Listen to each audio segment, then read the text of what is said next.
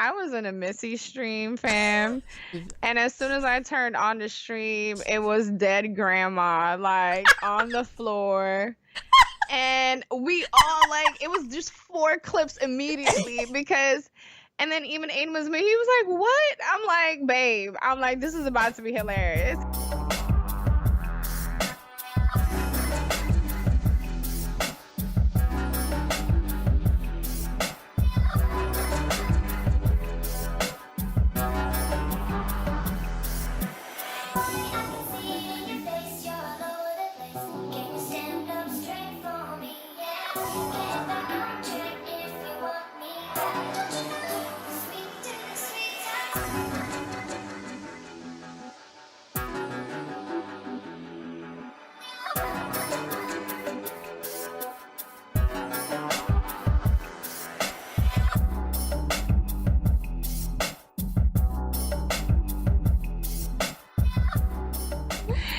Hey guys, did you miss us?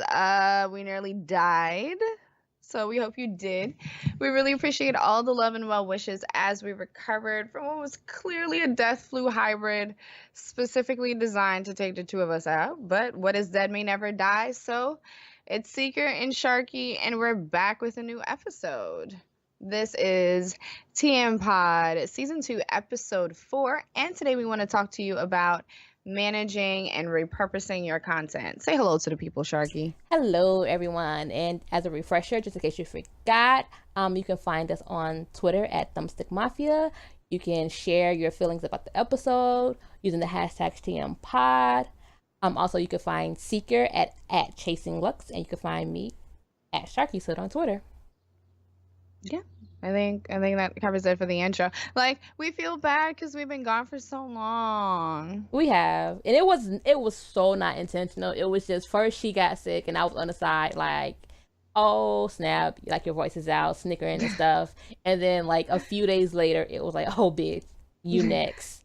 Yeah, and managed to get her from New York to Florida. Like the reach, reach took us out because normally I'm like sick for 3 days the most, like 3-4 days, and I'm good. Nah, my weak immune system, I knew I was about to be gone like under for a month. Like, I still don't even 100% sound all the way back, but I'm like 90%. I can make it through. Same. And I'm good unless I start laughing, unless I find something extremely funny, then I'm laughing. Yeah, exactly. And then like a huge fit of cough just follows right behind it, and I'm just like, oh shit, here we go. Definitely. Oh man. Okay, but the good news is we've been working. We were sick, we couldn't talk, but we got a lot of stuff done. A lot of awesome episode plans for the rest of the season. And hopefully we won't have to take a forced break. Any other breaks will be intentional and planned. So now let's go ahead and talk about managing and repurposing your content. All right, so are you a streamer? If yes, what happens to your stream content once you're offline and done streaming? Do you use VODs on your streaming platform? Do you create clips? Do you create highlights? Like, what do you do once you hit that off button? And that's something I really, really want streamers to think about, because particularly on Twitch, if you don't have like, what is it, Turbo? Your content stays up for about 2 weeks. With Turbo, it's about 90 days. 90 days, yeah. And then if you're partnered, it's the same, around the same amount of time if you're partnered too. So if you have like some really great content, then it's just like, it's gone forever. I call it the Twitch Abyss. Twitch Abyss, Beam Abyss. The only place that allows you to keep your streams forever is YouTube. And even then, I would say there's pros and cons to that too that I might get into later. I think if you are a streamer and if your entire streaming experience is pressing start broadcast and end broadcast, and you want to actually create something more, then you're doing yourself a huge disservice by not using the content that you're already creating. You are, in effect, a content creator as a streamer, and there's absolutely no reason why that content should get lost. And I'm not saying, yo, save everything. I'm not asking you to turn into like a hoarder of your content, unless that's your thing, okay? And you're really just that nice. Do you? I'm not mad at it. But there's really no reason for those awesome moments where you bond with your community or where you have awesome plays or just awesome days in general. There's really no reason to never see that content again. It shouldn't be a kind of like time hop in your head of, you guys remember that time? It should be, yo, you remember that time? Let me pull up that video right now. And you should be proud of the content that you're creating enough to want to share it beyond your stream, I believe. And it's a great way to get people to come to your stream. What better way to show what your stream is about and to give people an idea of what they're going to get than a clip of you having the best time? And honestly, when I was streaming, I recorded all of my streams. All of them. I can probably count on one hand the number of times where I didn't record a stream, and it was by accident. It was purely by accident. And I'm so glad I did, because one, like right now I'm in the process of going back and watching my old streams, like from the very, very beginning, to see what I feel I got right and what I feel I got wrong. And then second, I am reusing this content like freaking crazy. I'm just going around playing, having fun with it. Like, say for instance, I have an extremely long stream, but like 5 minutes are like gold. I'm trying to figure out a way how to promote and like expand that 5 minutes and use it into something else.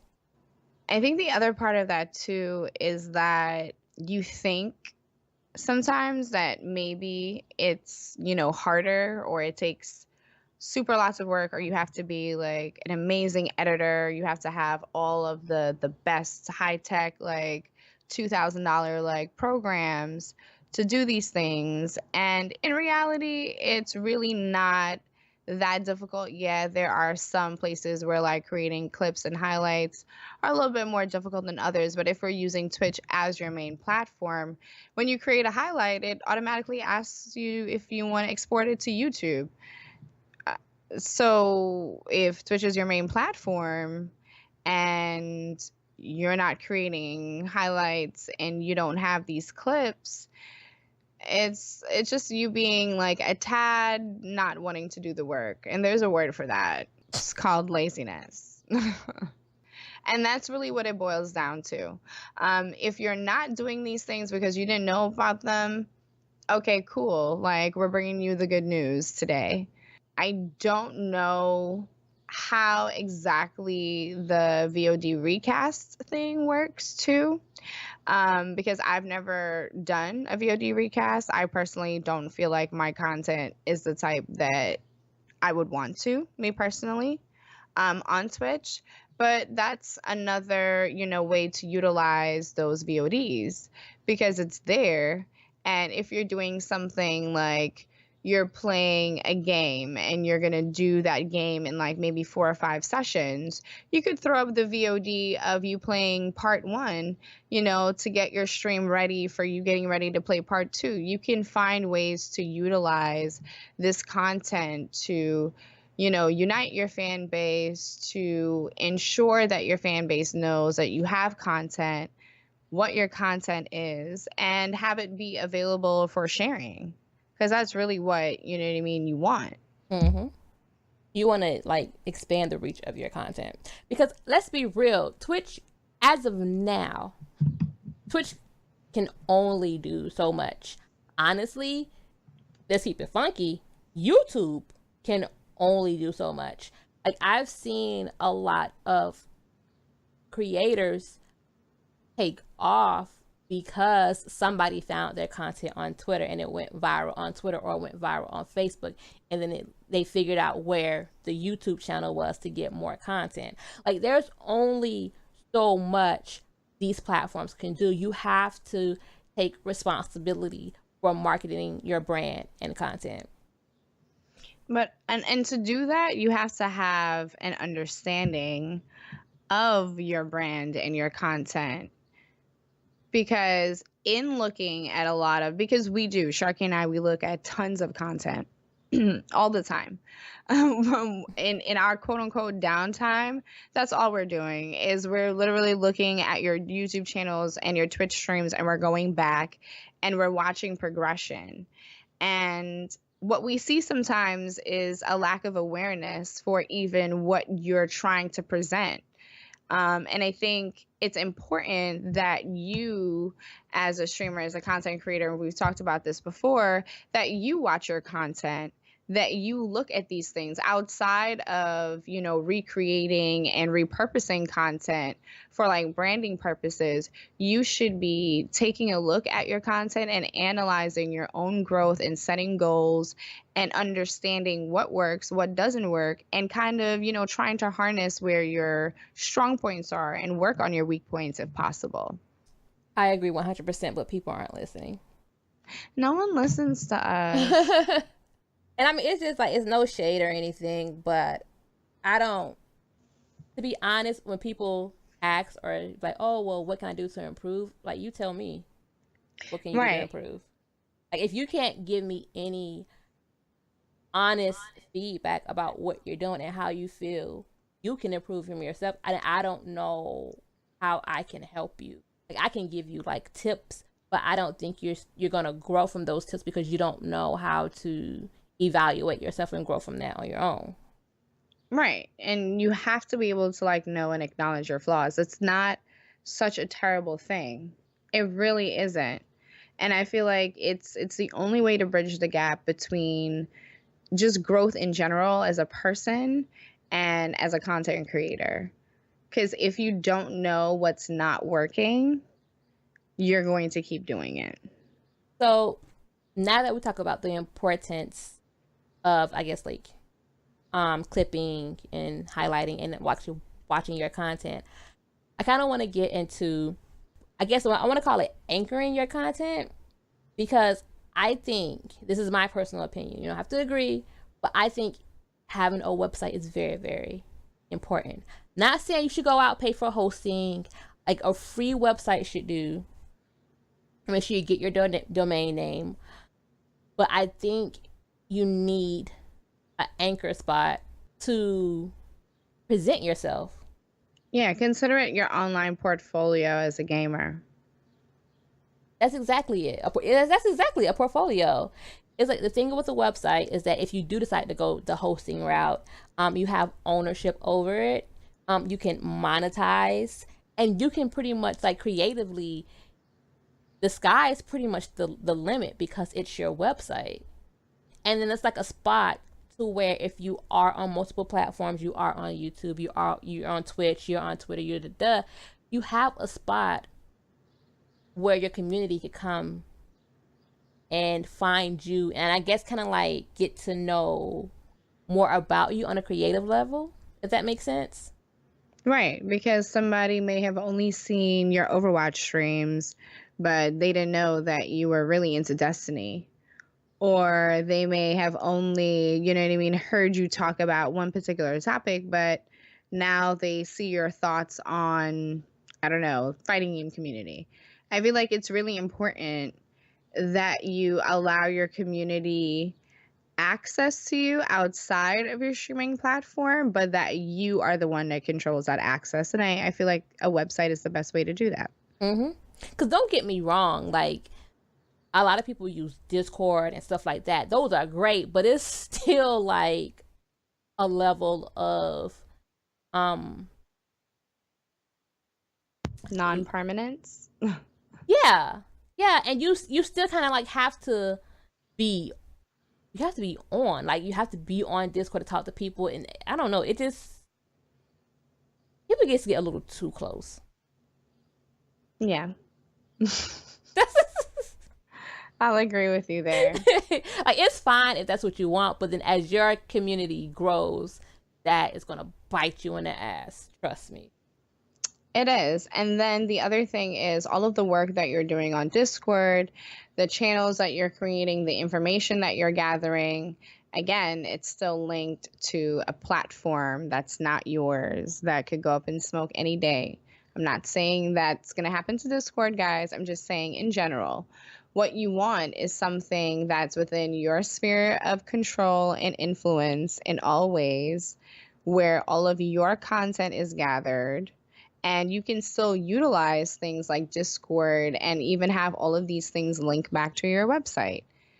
There's nothing wrong with using these platforms, but the point of having the anchor spot is that, hey, if the Discord goes up in smoke, people know, hey, you can go to thumbstickmafia.com and you can find all of the old episodes. Versus, well, we're only on iTunes, and if iTunes isn't working that day, you can't, you know what I mean, listen to an episode. Mm-hmm. Hope my analogy makes sense, guys. It makes perfect sense. Okay, so now that we talked about like your anchor spot, which I feel would be your website, and again, you don't have to go all out and like get hosting and get a graphic designer. You could just have a free, simple work. Well, I do recommend you get your domain name. Like, domain names are cheap. You want to swipe that up in a heartbeat, because if you get like just a little bit of presence, trust and believe somebody's going to swipe that up and try to charge you more for it. Mm-hmm. And if you're going to merchandise, get things trademarked. Mm-hmm. Like I said, you don't have to do the hosting thing, but you want to make sure you have your domain name. And like I said, that website is like your anchor spot where they can find out everything. Because if you're merchandising, you put that on there too. Like everything that you want your audience to know or your community to know about you can go on your website. Right. And that's things like brands you've worked with, events you've hosted or attended. If you're like an esports player and you compete, like, you know, competitions that you've placed at, communities you've started or that you're a part of, contact information, whatever, like all of these things in one spot is what you need. Because somebody going to your Twitch page, somebody going to your YouTube channel, they may not see that. They may not get all of that information there, but it's easy to throw up that link in your About Me that has all of that information. And then, you know, they can actually see that, yeah, it's not just, hey, like a funny video or good content. There's a whole thing going on here. Mm-hmm. The only other, I think, I would say platform, but again, it's like a platform that you don't control, is Facebook. It's where you could probably put like a whole bunch of information. But again, it goes back to the fact that you have minimum control over Facebook. Right. So there's that. Which kind of like segues us into talking about social media, which are like extensions from that anchor, which is your website, I guess you could say. Absolutely. And you definitely want to make sure that your name is linked through all platforms. Like, it's very important. It's so important. And there is a resource called Name Checker that lets you see check the availability of your desired names. Yeah, and that checks it, and it's NAMECKR, and of course we'll put it in the show notes, because I mean our show notes are bomb. Y'all know this. And it allows you to check it across like platforms, like even international platforms. It even allows you to check hashtags, I think now also. Mm-hmm. So you can, if you're thinking of names, you're thinking of your branding, if you're at that level where you're thinking about that now, or you're about to, whether it's for streaming or non-streaming purposes, it's a great tool to use. Please use it. Because sometimes it's so easy. It's super easy. And you know what? I'm going to use a prime example. Seeker. Yeah.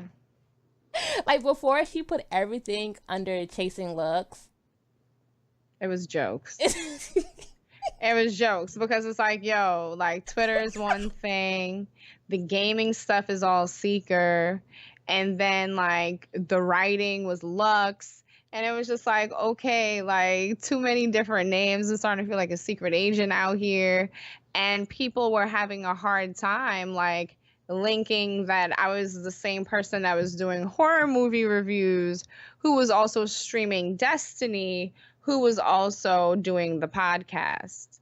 So I had to, at some point, sort of like congeal everything. So for everything game related, it's Seeker, and for everything regular related, it's Chasing Lux, and TM is TM. And that sort of like narrows everything, you know what I mean, down.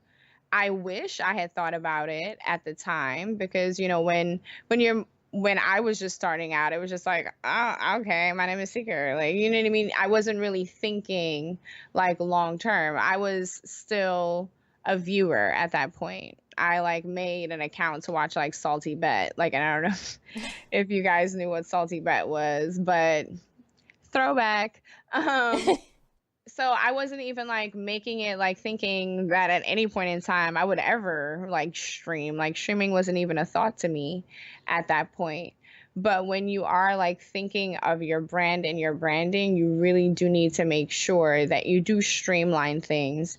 And if you do have, like, say, separate brands, that on your main personal account that you do link all of these things so that people do know, like on my Twitter bio, I have my Twitch link, I have Thumbstick Mafia linked, I have, my actual personal website linked, because that's everything. So you want to make sure that you're remaining like consistent, like across platforms, and everything sort of like links back to the other. Yeah, I was the complete opposite. I snagged up everything. Because you Sharky. smart. I snagged up everything Sharky's Hood, and I was so lucky that that name was still available when I started to work. Well, when I'm currently starting to work on Facebook, I was lucky that it was still available for there, because I was just like, I was not gonna go through that struggle of trying to link it. I'm like, no, I need people to be able to type it in, and bam, there you are.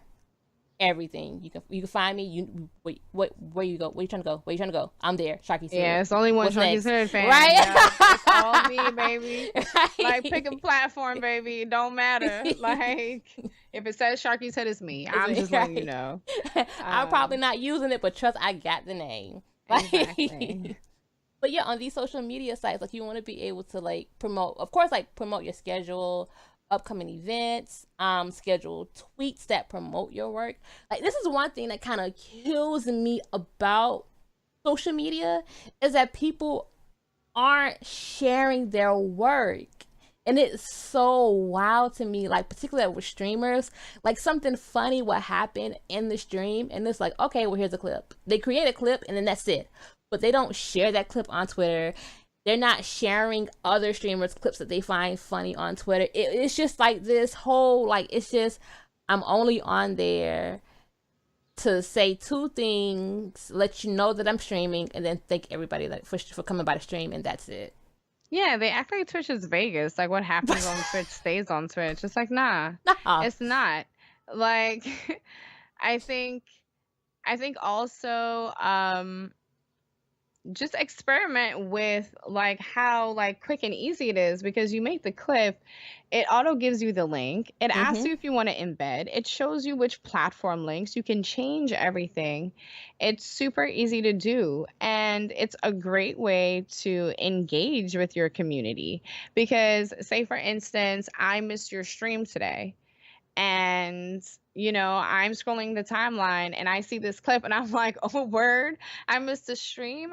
Yeah, that person might, you know what I mean, be motivated to actually go back and watch the stream, or just be like, dang, like, I can't miss the next one. Or at the very least, you're reminding them that you're still there and you're still doing what you love and making this content. So they're going to sort of like remember you. If you're just tweeting all the time about like just regular life stuff, not that there's anything wrong with that, you just need to find that balance.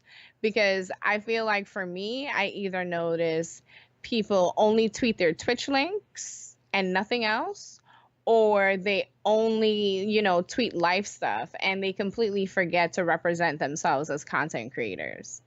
And you're missing out on a huge audience by doing that.